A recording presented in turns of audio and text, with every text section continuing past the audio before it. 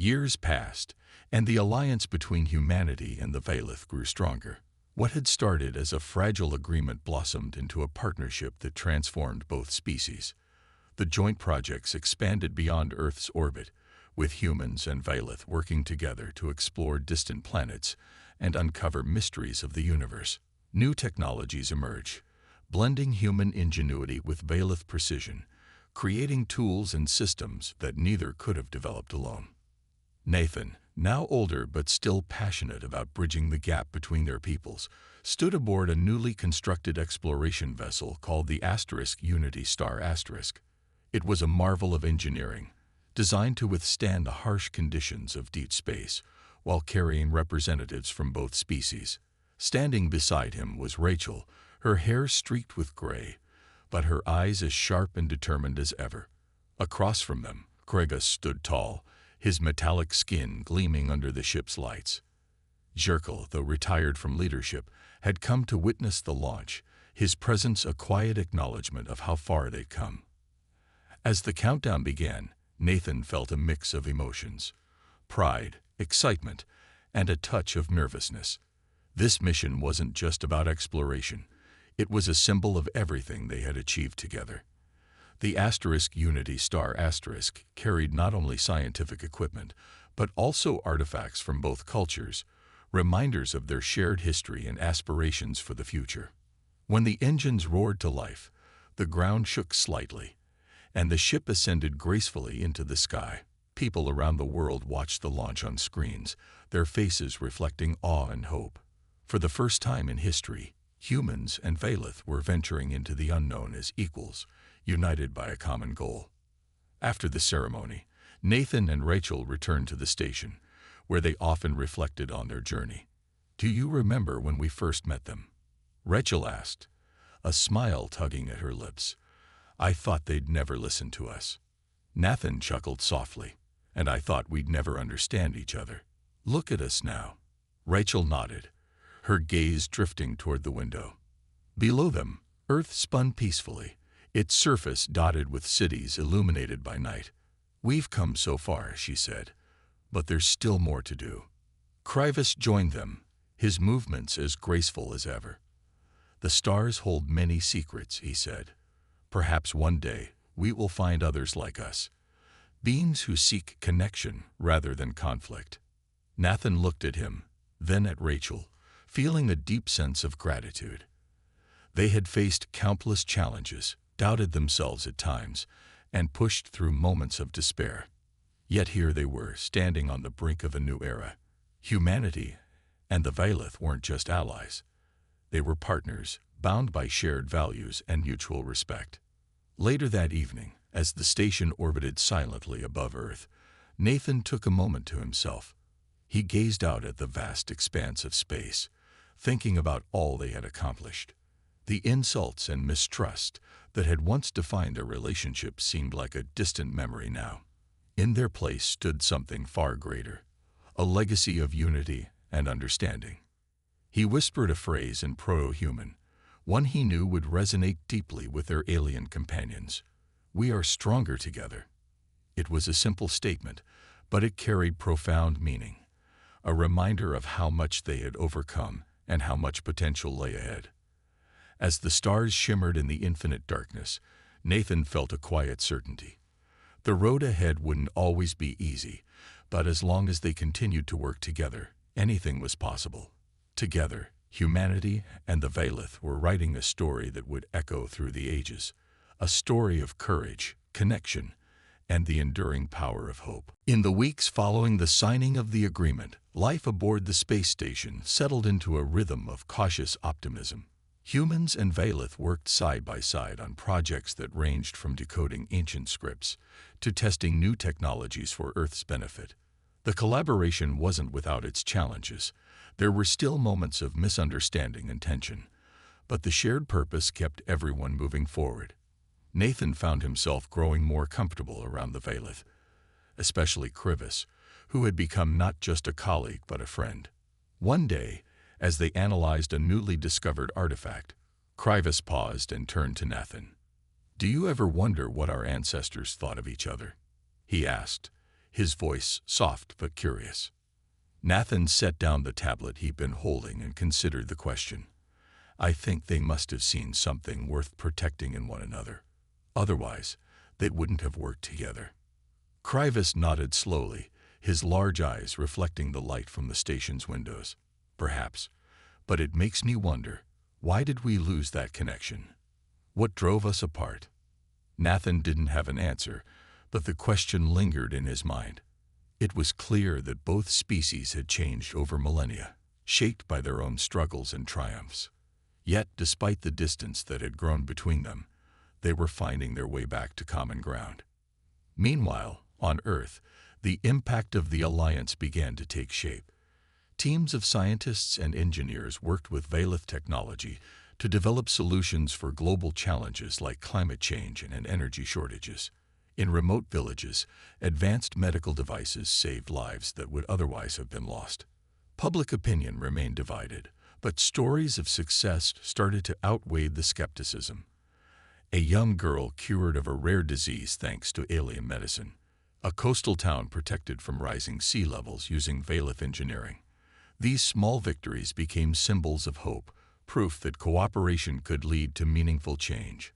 Rachel played a key role in managing the rollout of these initiatives, traveling between Earth and the station to ensure smooth communication. She often returned with updates about how people were responding to the changes. Not everyone is happy, she admitted during one meeting with Nathan. But even the skeptics can't deny the results. That gives us leverage to keep going. Shirkle, too, seemed to soften slightly, though his pride still made him reluctant to fully embrace humanity. He observed the progress from afar, occasionally offering input or guidance, but rarely stepping into the spotlight. When Nathan thanked him for his support during a quiet moment, Shirkle simply said, "This is not for me. It is for those who come after us." As months passed, the bond between the two species deepened. Cultural exchanges became a regular part of life aboard the station. Humans introduced the Valeth to art, music, and storytelling, while the Valeth shared their own traditions, including intricate dances performed in low gravity and hauntingly beautiful songs created using harmonic vibrations. These moments of connection helped bridge the gap between them, fostering understanding where words alone fell short. One evening, as the station orbited silently above Earth, Nathan stood by a window with Rachel and Krivas. Below them, the planet glowed softly, a patchwork of blues, greens, and whites. "It's strange," Nathan said, breaking the silence. "For so long we looked at the stars and wondered if anyone was out there. Now, here we are, working together." Rachel smiled faintly. "And maybe this is just the beginning. Who knows what else is possible?" Krivas tilted his head, his expression thoughtful. Perhaps the stars hold more answers than questions. The three of them stood there for a while, watching the Earth spin beneath them. It was a reminder of how far they'd come, and how much farther they still had to go. But for now, the future felt brighter, filled with possibilities they couldn't yet imagine. Together, they were writing a new chapter in the story of both their peoples, one built on trust, respect, and the courage to reach across the divide. The agreement between humans and the Valeth took shape slowly, like a delicate sculpture carved from raw stone. Every word was debated, every clause scrutinized, and every promise weighed carefully. Nathan and Rachel worked alongside Krivas and a few other Valeth who had begun to soften their stance, contributing ideas and compromises that reflected both species' values. It wasn't easy. There were moments when frustration boiled over, and old prejudices threatened to derail the process. But they pushed through, driven by the belief that this was their chance to rewrite history. One of the biggest challenges was finding common ground on resource sharing. The Valeth possessed advanced technology that could revolutionize Earth's energy systems, medicine, and space exploration. But Shirkle remained wary, fearing that humanity might misuse or abuse such gifts. "Your kind is quick to act without thinking," he said during one heated session. "How can we trust you with tools you may not fully understand?" Rachel leaned forward, her voice calm but firm. We're not asking for charity. We're offering partnership.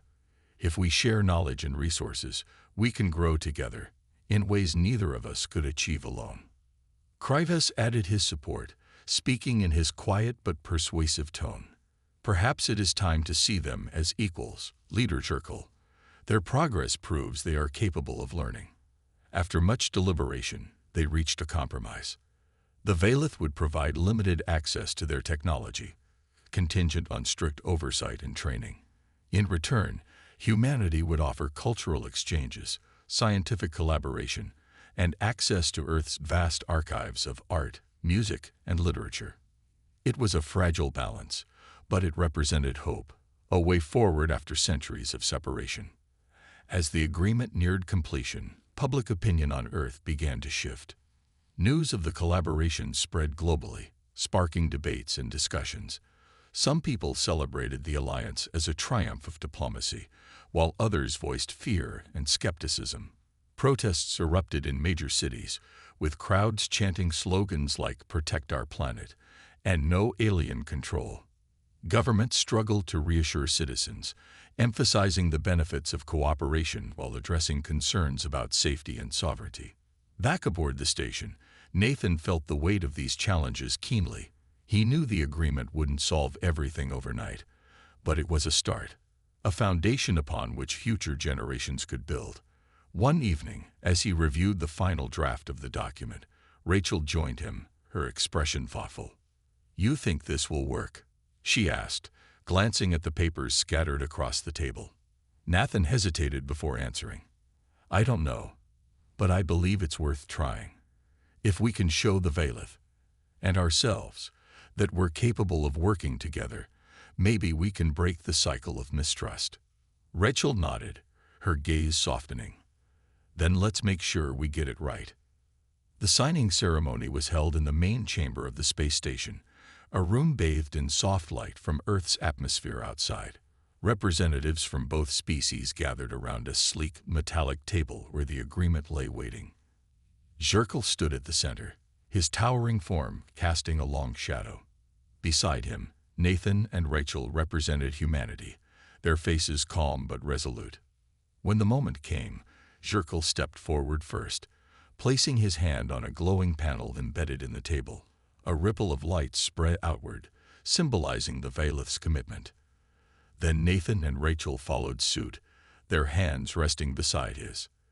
The room fell silent as the light pulsed once more, sealing the pact. For the first time, Zirkle's expression softened, almost imperceptibly.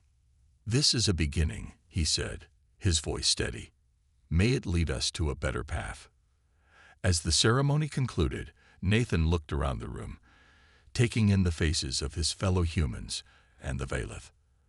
There was still so much uncertainty ahead, but in that moment, he allowed himself to feel a flicker of optimism.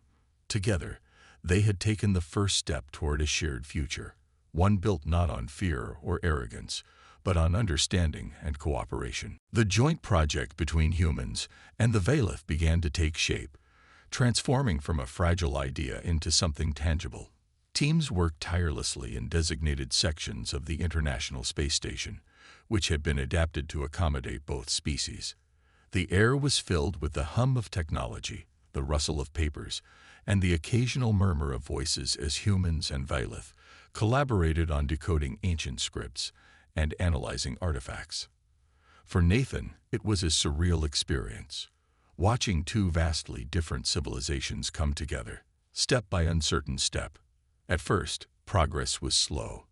The Valeth were meticulous, almost obsessive, about precision. They questioned every assumption, double-checked every conclusion, and demanded evidence for even the smallest claims. Nathan found their approach frustrating at times, but he also admired their dedication.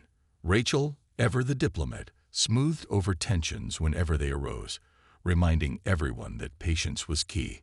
"We're not just solving a puzzle," she said during one particularly heated discussion. "We're building trust." Krivas became a frequent partner for Nathan, his quiet curiosity making him an ideal collaborator. Together, they pored over stone tablets etched with symbols that seemed to blend proto-human and Valeth script. One symbol, in particular, caught Nathan's attention, a spiral design that appeared repeatedly across different artifacts.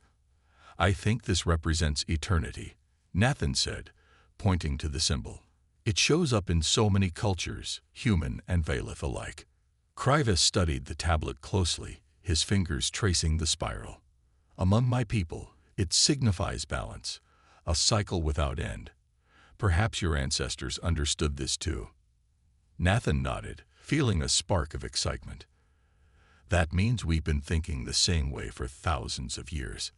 Maybe we're more alike than we thought." As days turned into weeks, the collaboration yielded surprising results. They discovered that some of the symbols represented shared values: unity, resilience, and cooperation.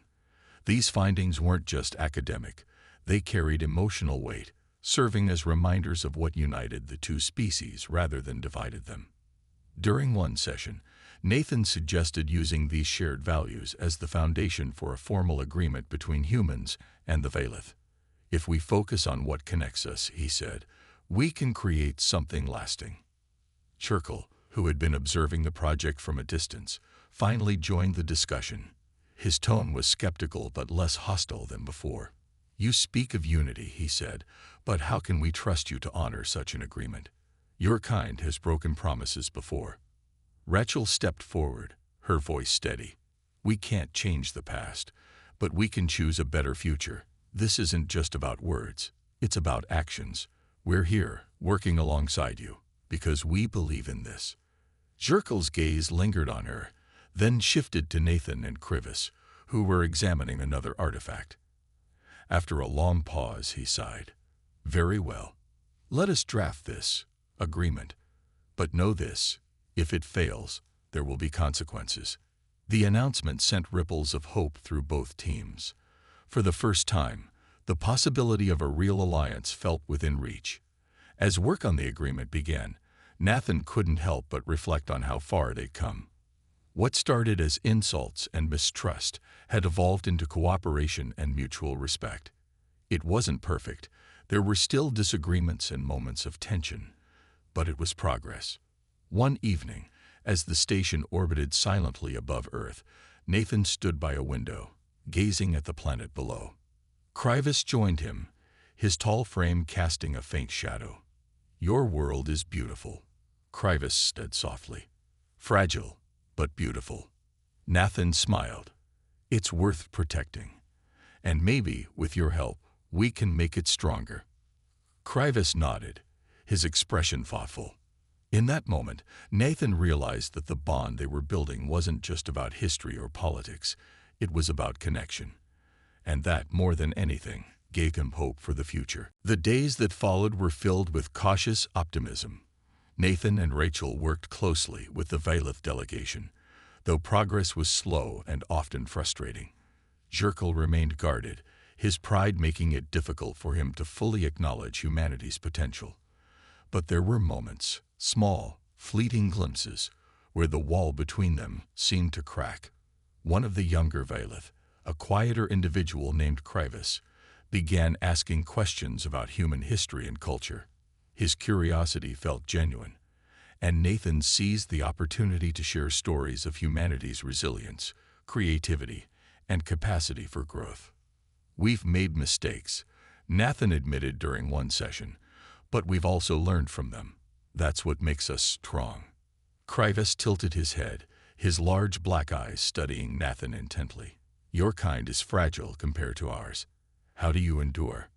Rachel stepped in, her tone warm but firm. "We endure because we adapt. We find ways to survive, even when everything seems hopeless. And we do it together, as a team." Krivis didn't respond right away, but his expression softened, as if he were seeing humans in a new light. These small exchanges gave Nathan hope. If they could reach even one Valeth, perhaps they could begin to change the entire dynamic. Meanwhile, Emily Dawson continued sending updates from Earth, uncovering more evidence of ancient interactions between humans and the Valeth's ancestors. She discovered carvings on stone tablets that depicted symbols resembling both proto-human and Valeth script. The symbols appeared to represent concepts like unity, balance, and harmony, ideas that resonated deeply with both species. Nathan used these findings to craft a bold proposal, a joint project to decode and preserve this shared heritage. It would be a symbol of collaboration, a way to rebuild trust after centuries of separation. When Nathan presented the idea to Zirkle, the Valith leader hesitated. For a long moment, he simply stared at the images Nathan displayed on the tablet, his expression unreadable. Finally, he spoke. "You ask much of us. To work alongside you, it goes against everything we have believed. But isn't it worth trying?" Rachel interjected. "If our ancestors could cooperate, why can't we? Isn't that better than living with anger and mistrust?" Zirkle's gaze shifted to her, then back to Nathan. "Perhaps," he said slowly, "but such an effort requires sacrifice from both sides." Nathan nodded. "We're willing to take that step. Are you?" After a long pause, Zirkle signaled to his companions, who whispered among themselves. Then, turning back to the humans, he gave a single nod. "Very well. We will agree to this experiment. But know this, failure will not be tolerated." The agreement marked a turning point. Over the next few weeks, teams of humans and Valith worked side by side, studying artifacts, decoding scripts, and piecing together fragments of their shared past. It wasn't easy. There were misunderstandings, disagreements, and moments of tension, but each challenge brought them closer to understanding one another. One evening, as Nathan reviewed notes with Krivis, the young Valith spoke up. "Your people are different than I expected," he said quietly. "Stronger, in some ways." Nathan smiled faintly. "So are yours." By working together, they weren't just uncovering history. They were building a future, and for the first time, the possibility of true peace felt within reach. The Valith didn't return for 2 days. During that time, Nathan and Rachel worked tirelessly, piecing together more of the puzzle. Emily Dawson sent over additional findings, including fragments of ancient tools and carvings that seemed to match descriptions of Valith technology. The evidence was mounting, and with each new discovery, the picture became clearer. Humanity's ancestors and the Valith's predecessors had not only interacted but collaborated. Perhaps they had shared knowledge, resources, or even beliefs. But why had the Valith erased this part of their history? And what did it mean for the present? When Zirkle finally reappeared, he was flanked by an even larger group of Valith, their metallic forms filling the negotiation room. Their presence felt heavier this time, as if they were trying to intimidate the humans into submission. Zirkle's expression was unreadable, his dark eyes scanning the room like a predator sizing up its prey. Rachel stepped forward first, her voice calm but firm. "We're ready to continue," she said, "but we need honesty from you. Denying the truth won't change it." Zirkle's lip curled slightly, though whether in anger or frustration, it was hard to tell. "You claim to know our past," he said, his translated voice low and measured. "Yet you understand nothing. Your kind clings to scraps of knowledge, twisting them into lies." Nathan took a deep breath and stepped beside Rachel. He held up the tablet once again, displaying the cave paintings and linguistic data. "These aren't lies," he said. "They're proof. Proof that your people and ours have a shared history. You may have forgotten it, but we haven't." For a moment, Zirkle didn't respond. Then, slowly, he gestured to one of his companions, a taller, more ornately adorned Valith who carried a glowing orb in their hands. The orb emitted a soft hum as the Valith placed it on the table between them. Images began to form above its surface, scenes of towering figures working alongside primitive humans, building structures under starlit skies, and exchanging objects that shimmered like liquid metal. "These are memories," the Valith holding the orb said, their voice softer than Zirkle's. "Memories of the first ones, the ancestors of my kind. Long ago, they walked among your ancestors, sharing wisdom and guiding them through darkness." Nathan's heart raced. "Then it's true. We weren't imagining it." The Valith nodded. But the bond was broken. Your kind grew reckless, destroying what the first ones had built. When the first ones left, they took their knowledge with them, leaving only echoes behind. Rachel frowned, and those echoes became part of our language. That's why we still have traces of it today. Jerkle stepped forward, his tone sharp. Enough of this. What does it matter now? The past is dead. All that remains is the present. And in the present, you are weak. Nathan shook his head. No, we're not. We've learned, adapted, and survived, just like your people did. Maybe it's time we stop seeing each other as enemies and start working together. The room fell silent. The Valith exchanged glances, their expressions unreadable. Finally, Jerkle let out a long sigh, his shoulders slumping ever so slightly. Perhaps, he admitted, his voice quieter than before. But trust must be earned, and actions speak louder than words. As the meeting ended, Nathan and Rachel returned to their quarters, their minds racing with possibilities. They had uncovered a piece of history that neither species had fully understood before. Now, the challenge was to turn that understanding into something greater, a bridge between two civilizations that had been separated for far too long. The days following the revelation were tense. Nathan and Rachel could feel the shift in dynamics, though it was subtle. Jerkle and his entourage had grown quieter, their usual air of superiority replaced by something more guarded. They avoided direct eye contact during meetings and spoke in hushed tones among themselves, their body language stiff and uneasy. It was clear that Nathan's use of proto-human and the evidence of ancient interactions had rattled them. But they weren't ready to admit anything just yet. Nathan spent hours preparing for the next session, determined to push further. He worked closely with Emily Dawson, who continued analyzing the cave paintings and cross-referencing them with linguistic data.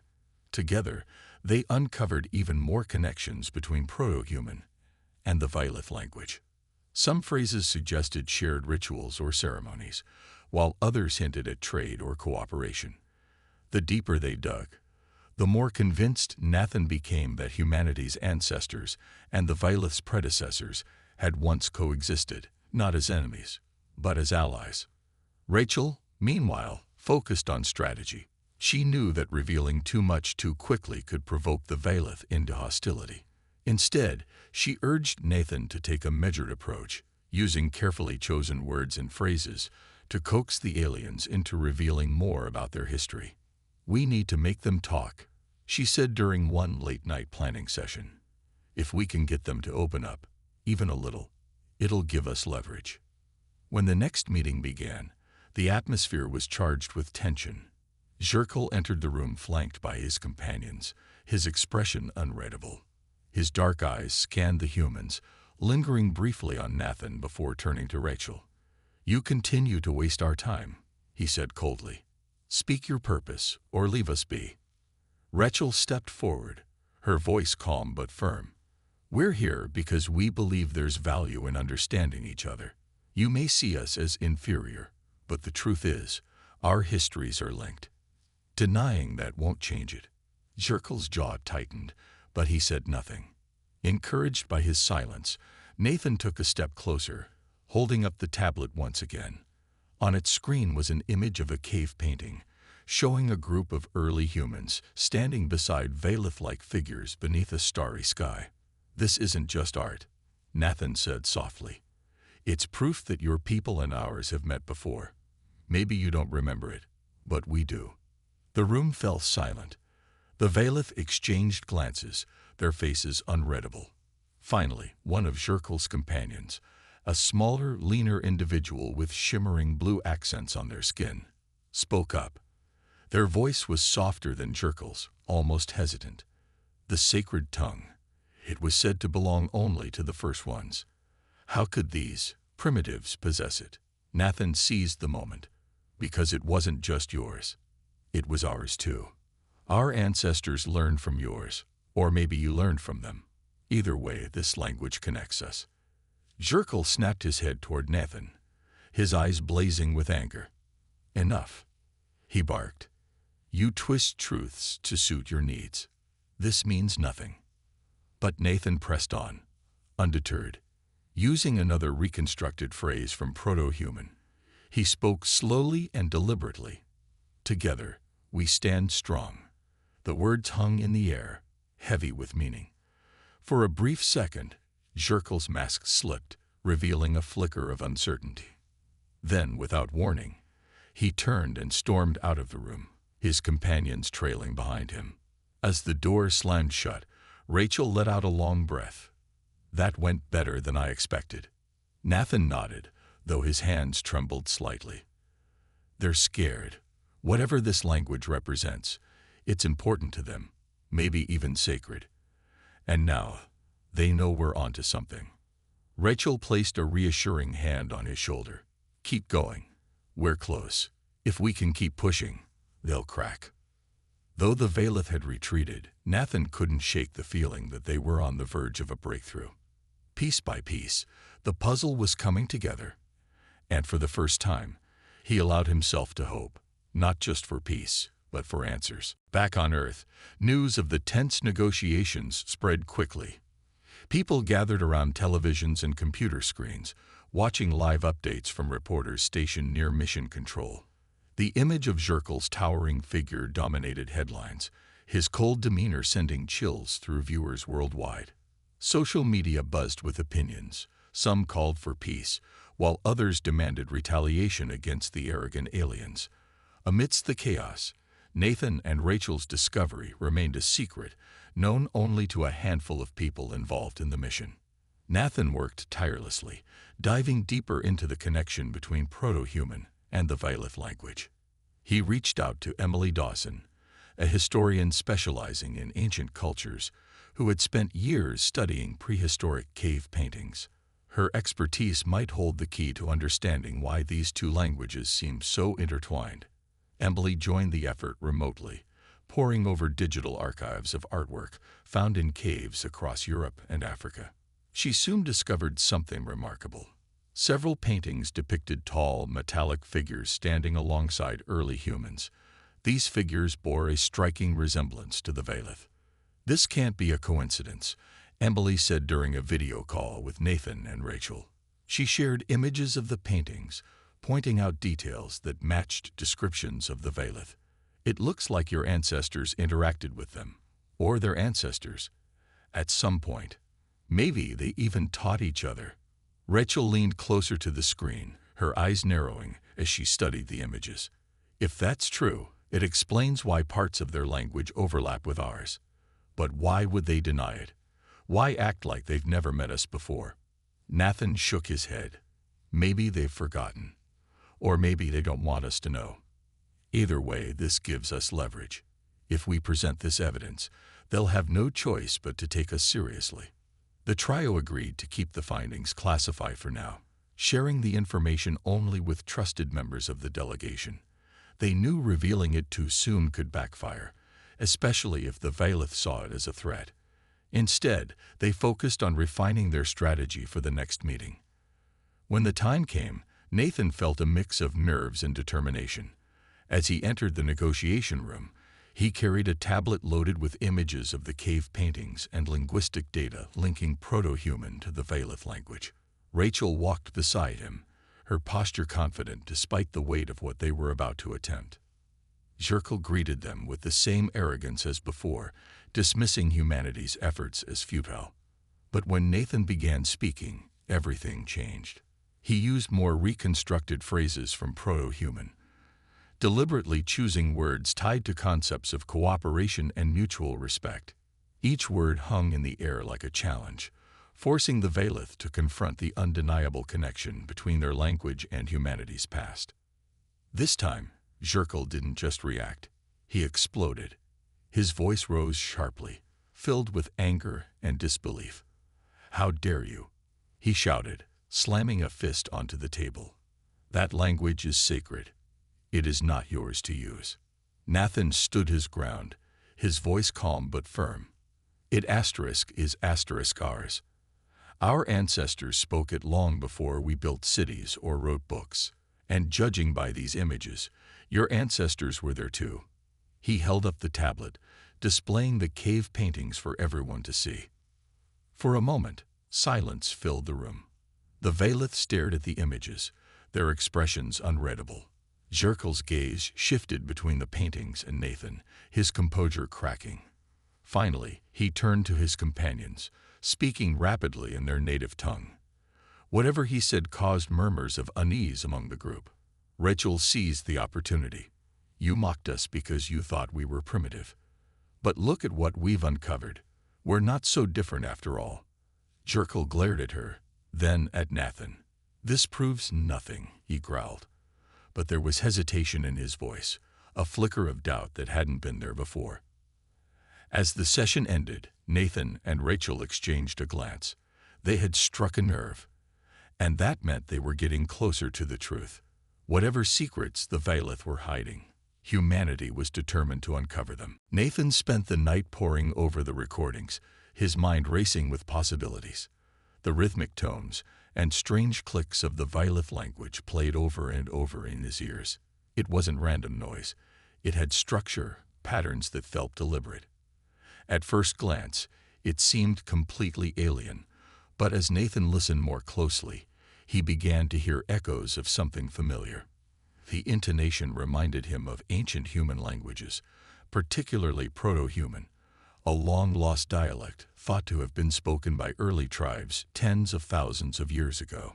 Most linguists dismissed Proto-Human as little more than speculation, pieced together from fragments of cave paintings and scattered artifacts. But now, listening to the Valeth speak, Nathan couldn't shake the feeling that there was a connection. He opened his laptop and pulled up databases filled with reconstructed words and phrases from Proto-Human. As he compared them to the sounds made by the Valeth, his heart began to race. There were similarities, subtle, but undeniable. Certain syllables matched almost perfectly, while others shared a similar rhythm or cadence. It was like finding pieces of a puzzle that fit together despite being separated by eons. Nathan scribbled notes furiously, his excitement growing with each discovery. By morning, he had compiled a short list of potential overlaps between the two languages. Rachel found him slumped over his desk, surrounded by papers and empty coffee cups. "You look terrible," she said, raising an eyebrow. "Did you sleep at all?" "Not really," Nathan admitted, rubbing his tired eyes. "But I think I found something important." He explained his theory to her, showing her the parallels he'd uncovered. Rachel listened carefully, her expression shifting from skepticism to intrigue. "If you're right," she said slowly, "this could change everything. Do you think they'd react if we tried speaking their language, or at least parts of it?" "It's risky," Nathan replied. "We don't know how they'll respond.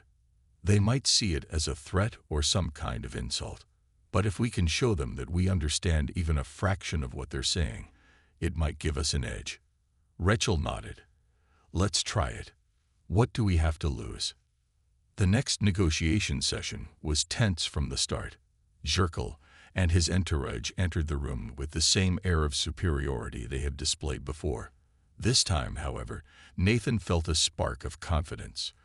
When Jerkel began speaking, Nathan waited for a pause and then spoke up, his voice steady but cautious. Using one of the reconstructed phrases from Proto-Human, he uttered a single word: unity. The effect was immediate. Jerkel froze mid-sentence, his dark eyes locking onto Nathan. For a moment, no one moved. Then the other Valeth began murmuring among themselves, their voices low and urgent. Jerkel's expression hardened, and he stepped closer to Nathan, towering over him. "Where did you learn that?" he demanded, his translated voice sharp with suspicion. "I studied it," Nathan stammered, trying to stay calm. "It's part of our history." Jerkel's gaze bore into him, searching for any sign of deception. "Impossible," he finally said. "That language is sacred to us. It belongs to the Valeth." Rachel stepped in, her tone diplomatic but firm. "It seems our histories are more connected than either of us realized. Perhaps this is an opportunity to learn from one another." Jerkel didn't respond right away. Instead, he turned to his companions, exchanging rapid-fire words in their native tongue. The humans watched anxiously, unsure of what would happen next. Finally, Zirkle faced them again, his expression unreadable. "This changes nothing," he declared. "You are still inferior, but—" He hesitated, glancing at Nathan. Perhaps further discussion is warranted. When the meeting ended, Nathan and Rachel returned to their quarters, their minds buzzing with questions. "Do you think they'll investigate?" Rachel asked. "They have to," Nathan replied. "If their language is tied to ours, it means they've encountered humans, or our ancestors, before. And if that's true—" He trailed off, unable to finish the thought. Rachel sighed. "Whatever happens, we're playing a dangerous game. Let's just hope we don't lose." As they prepared for the next round of talks, Nathan couldn't help but wonder what secrets the Vailith were hiding, and how far humanity would have to go to uncover them. The stars shimmered like diamonds scattered across the velvet sky, their light casting faint reflections on the surface of Earth's oceans. High above the planet, a massive alien ship loomed, its metallic hull glinting ominously in the sunlight. It was unlike anything humanity had ever seen, a jagged, asymmetrical structure that seemed to defy the laws of physics. The ship, called the Zetherian*, belonged to the Vailith, an alien species that had arrived unannounced in Earth's orbit just days earlier. Their arrival sent shockwaves through every corner of the globe. Governments scrambled to respond. Scientists worked around the clock to decipher their technology, and ordinary people watched the skies with a mix of awe and fear. On board the International Space Station, which had been hastily converted into a neutral meeting ground, Nathan Cole sat at a small desk, his brow furrowed in concentration. A linguist by trade, Nathan had spent most of his adult life studying ancient languages, those long-forgotten tongues that once shaped human civilization. He wasn't sure why he'd been chosen for this mission, but here he was, sitting across from Rachel Myers, a seasoned diplomat known for her ability to keep calm under pressure. Together, they were part of a delegation tasked with making first contact with the Vailith. The airlock hissed open, and a group of towering figures entered the room. They were the Vailith, and they looked nothing like humans. Their bodies were tall and slender, covered in smooth, silvery skin that reflected the light. Their elongated limbs moved with eerie precision, and their faces, sharp and angular, seemed almost sculpted. But it was their eyes that captured everyone's attention. Large, black, and unreadable like pools of ink. At the center of the group stood Zirkle, the leader of the Vailith. His voice boomed as he addressed the humans, though none of them could understand what he was saying. Through translators and gestures, it became clear that the Vailith had come not to negotiate or explore, but to judge. Zirkle spoke slowly, his tone dripping with disdain. "Your kind is primitive," he said, his words translated by a robotic device. "You squabble over resources, destroy your own planet, and cling to fragile ideas of progress. You are unworthy of our time." Nathan clenched his fists under the table, trying to stay composed. Beside him, Rachel leaned forward slightly, her voice steady but firm. "We may not be perfect," she replied, "but we're capable of growth. We've built cities, cured diseases, and reached out to the stars. Isn't that worth something?" Zirkle tilted his head, as if considering her words. Then he laughed, a cold, hollow sound that echoed through the room. "Growth? You call your chaos growth. Your existence is meaningless compared to ours. We have mastered the cosmos while you struggle to survive." The insult stung, but Nathan noticed something odd. As Zirkle spoke, there was a rhythm to his words, a pattern of clicks and tones interspersed with guttural sounds. It reminded Nathan of something buried deep in his studies. He couldn't place it yet, but it sparked a flicker of curiosity in his mind. When the meeting ended, Nathan retreated to his quarters, replaying recordings of Zirkle's speech. Rachel joined him, her expression thoughtful. "What do you think?" she asked. "I'm not sure," Nathan admitted, but there's something familiar about their language. I just can't put my finger on it. Rachel crossed her arms. If you find anything, let me know. We need all the leverage we can get. As Nathan listened to the recordings again, he realized this might be more than just a diplomatic challenge. It could be a puzzle, one that held the key to understanding the Veilith. And perhaps, just perhaps, it could change everything.